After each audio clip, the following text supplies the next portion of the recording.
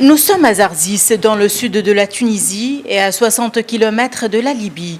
Sur ces plages, la mer crache régulièrement des corps de migrants morts noyés en tentant la traversée vers l'Europe.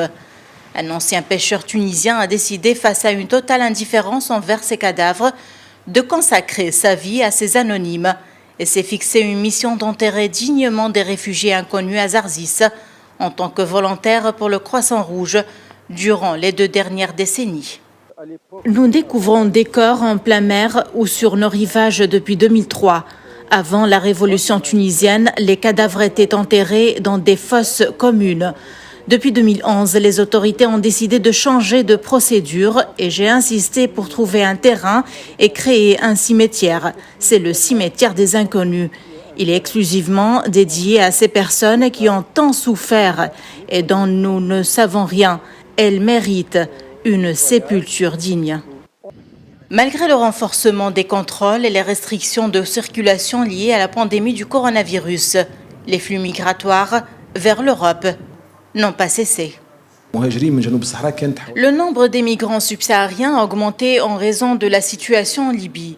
Le taux de participation à la migration irrégulière des subsahariens est passé de 9% en 2017 à 85% ces derniers mois. Ces gens étaient facilement manipulés par les réseaux de traite des êtres humains, surtout durant le confinement. Shamseddine Marzouk, dont le fils a lui-même illégalement immigré en Italie, se souvient de chaque dépouille qu'il a enterrée. Son autre combat est avant tout d'obtenir des tests ADN pour que ces morts ne restent pas qu'un chiffre parmi d'autres. Et c'est pour cette raison qu'il conserve chez lui le peu de documents qu'il retrouve auprès des cadavres. Il aimerait leur créer un mémorial. Mon combat depuis 2019 consiste à convaincre à titre d'humanité les autorités à prélever de plus en plus systématiquement l'ADN des migrants non identifiés. Ces prélèvements représentent le seul espoir que des proches puissent un jour retrouver leurs traces. Ce cimetière est un lieu unique au monde qui symbolise le rêve enterré des jeunes inconnus. Aujourd'hui, ce lieu est plein. Il compte 400 tombes.